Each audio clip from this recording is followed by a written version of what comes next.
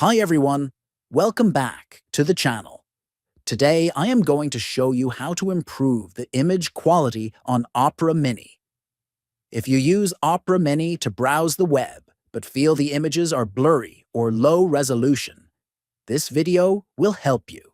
Stay tuned as I guide you step by step. First, open the Opera Mini browser on your device. Next, tap the Opera logo at bottom. Then tap on Icon Settings.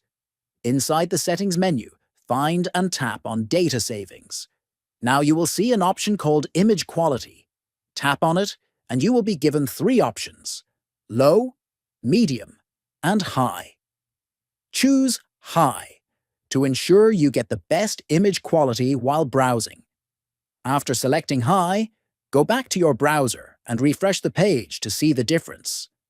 Remember, choosing high image quality may use a little more data, but it will make pictures look much clearer and sharper.